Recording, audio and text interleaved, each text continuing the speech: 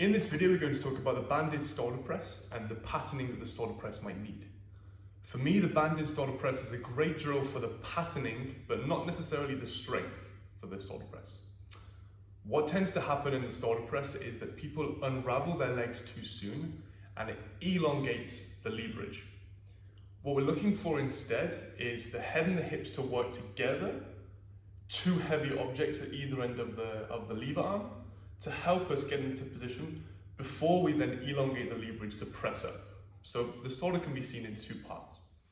I'll try and draw some interesting photos to help you understand it. So at the bottom of the Stalder, what we have is shoulders. Let's make a nice big circle. Arm, hand on the floor.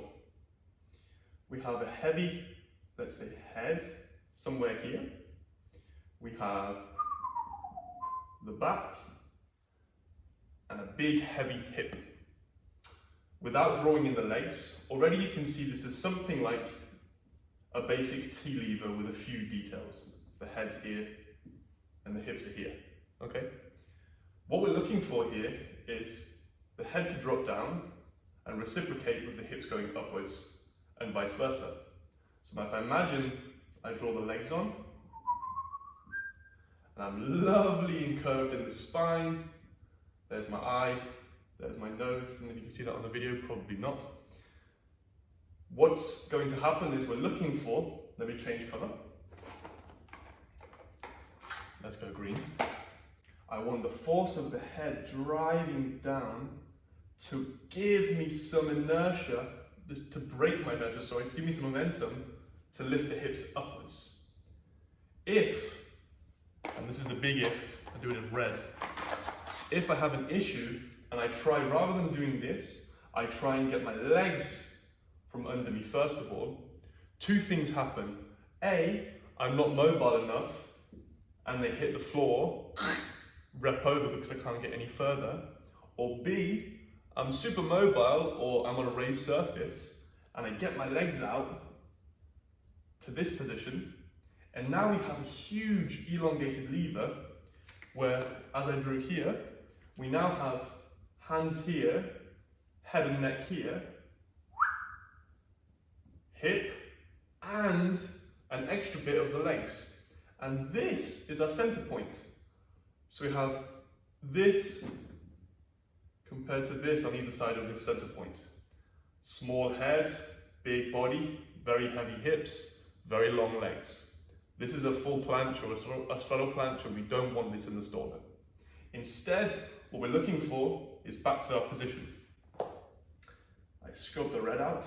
We don't want that, it's red, it's wrong, or it's inefficient, I should say. If you're very strong, you can do that, so therefore I won't say it's wrong. What instead we're looking for is the head driving down and the hips to rise, if we continue using the green, all the way until this heavy hip now changes from here up to here. And in turn, the head goes from here to here, stacked under the shoulder. Then what you'll see is we have a handstand position with the torso. The legs would then be straddled and traveling upwards in the press thereafter. So that's the second part. We have now part number one, head and hip relationship. Part number two, after that we have the pressing. Now, if you're already working on the Stalder press, you should already have a press, I'll be honest. There's the head, there's the body, there's the hips. My eyes are here somewhere, my nose is there. This is a lovely stacked position. I will again use my green to show a moving part.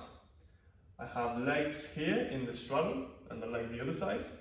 And what's going to happen in the press is I have a lovely stack of my center of mass.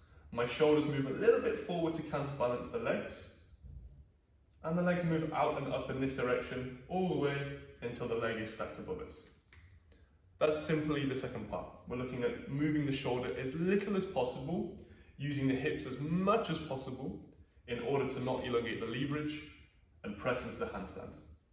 The tricky part and the key part of the banded stalder press is here in stage number 1, allowing the head and the hips to reciprocate each other. What we're going to try and do therefore is place a band. Let's use one final colour just to confuse you all very much. Purple. We're going to apply a band from a static object above you, way directly above your centre of mass, hooking under each of your legs or under your belly, and it's going to help you drive the hips upwards and not backwards. Now it's imperative here, you don't want this band to be at this angle, because it's going to pull you in this direction, which is this elongation leverage. What we want instead is the band to be directly above us, so we practice this hips up, head down. Hips up, head down. It'll look something like this. So I have 2 bands on a static object, and I've also marked the position where the static object is with the yoga block. What I'm going to do is make sure that my hands sit directly underneath that static object. If the hands are too far forward, the band's going to be at this angle, and we do not want this because it will pull us backwards. So with these 2 bands, I'll pull them down, lift up, being careful of where I place it. I put it as high into my hip as I possibly can.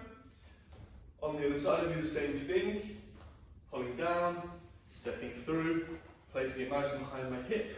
I then place my arms through the middle, so the bands are on the outside of me.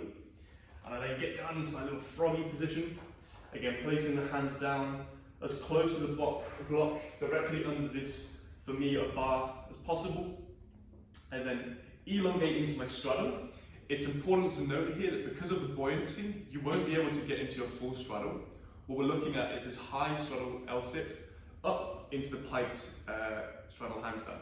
So high straddle L-sit, piked straddle handstand. And it's just working the head and the hip relationship, as you'll see now.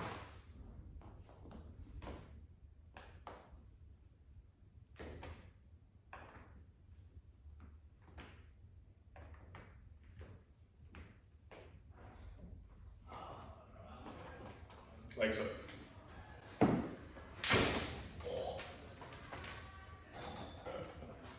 The worst part's getting out.